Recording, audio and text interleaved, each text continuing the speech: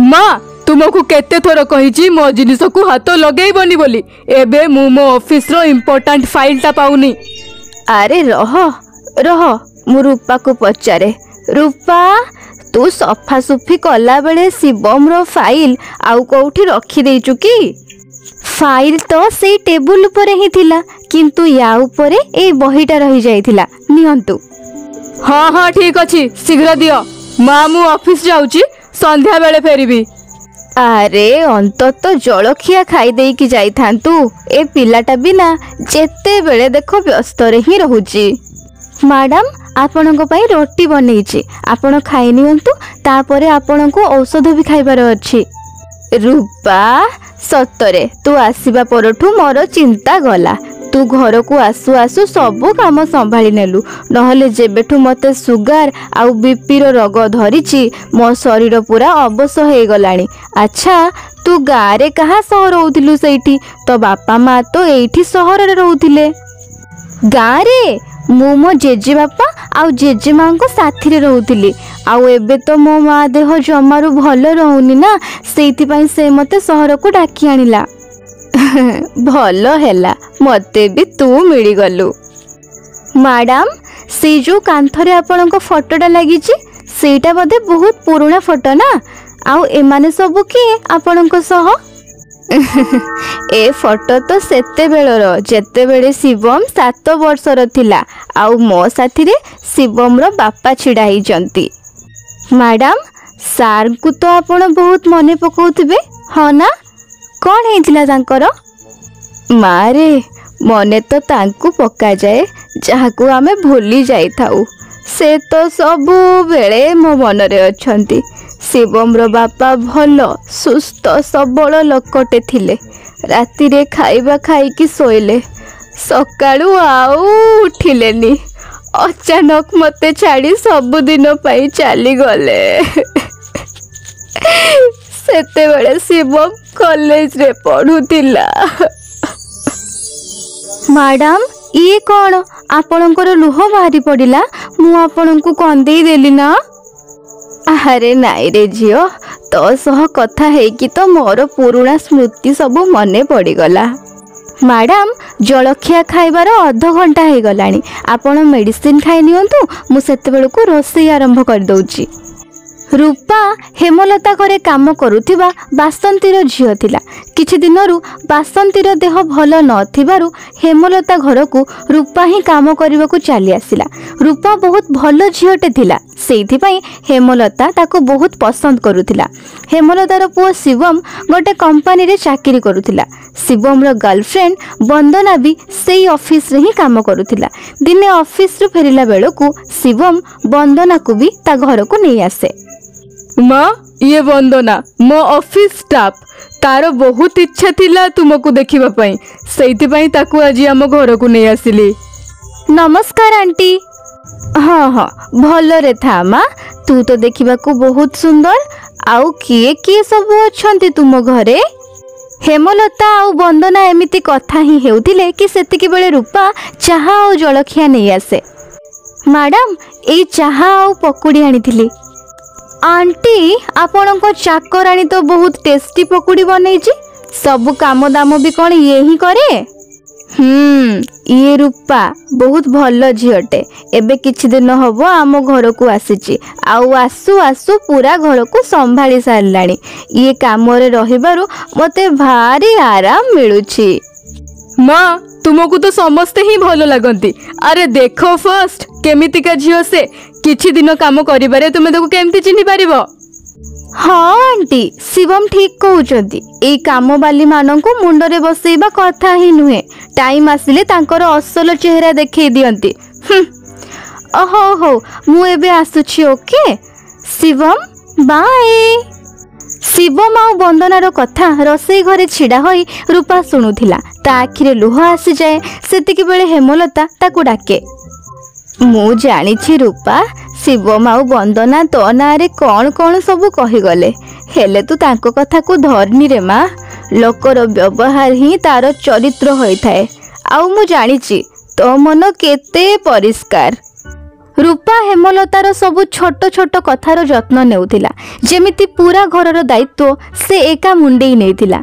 रूपा आसीबा परठारु हेमलतार सबु चिंता दूर हो जाइतिला किंतु सेदिन संध्यारे हेमलता बहुत चिंतारे थिला आउ बारंबार कबाट आड़को देखुथिला। कौन हेछि मैडम एते चिंतारे काहेकि आपण अछंती आउ बारंबार रास्ता आड़को काहेकि देखुछंती? एई शिवम के जानी कोउठी रही गला सबुदिन तो ऑफिस रु शीघ्र आसी जाए। मैडम सेपटे आपण को फोन रिंग होउची मु नेई कि आसुची। हेलो किए कहउचंती?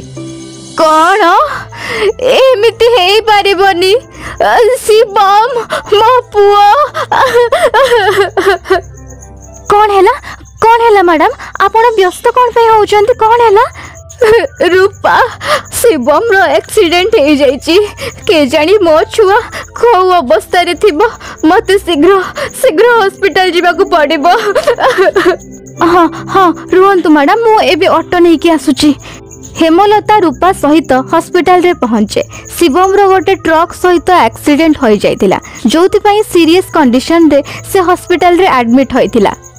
देखंतु हेमलता मैडम मु जने डॉक्टर हिसाब रे आपन को मिछ कथा कहि परिबिनी।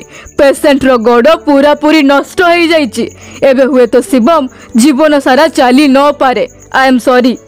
ए सब कौन हे गला मो छुआ सहित?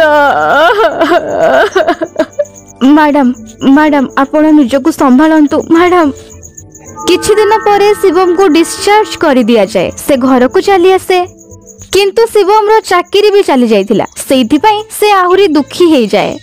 हेलो वंदना कथा कौन? मु गत सप्ताह हेलानी तुमको फोन लगाउची तुमे मो फोन काहेकि उठाउन?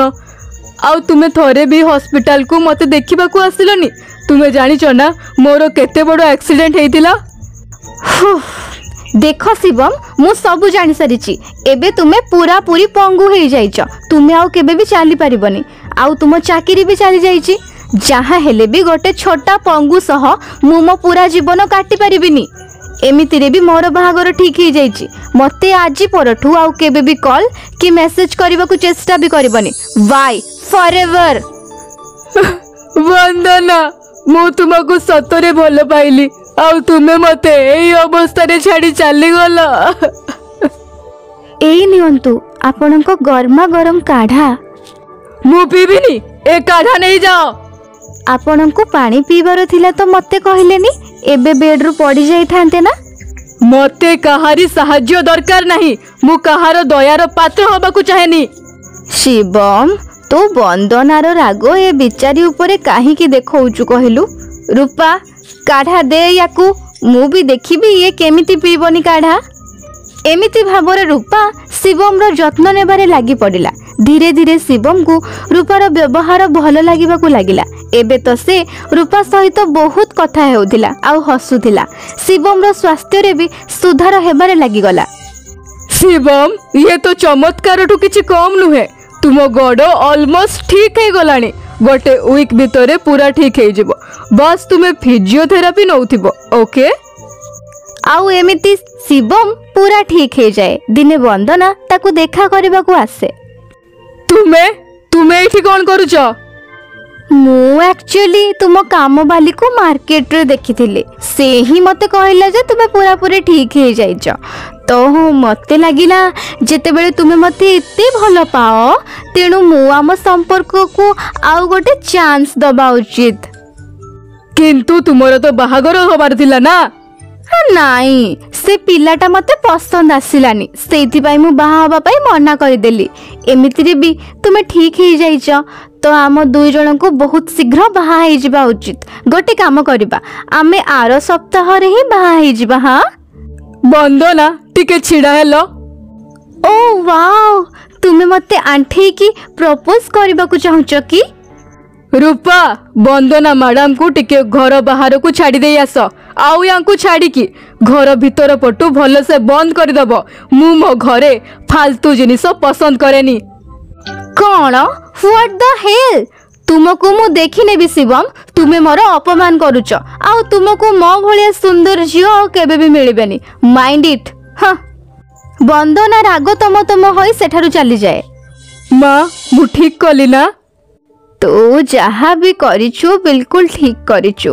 ବନ୍ଦନା ଭଳି ସ୍ୱାର୍ଥପର ଝିଅ ତୋ ପାଇଁ ଗଢ଼ା ହେଇନି ପୁଅ।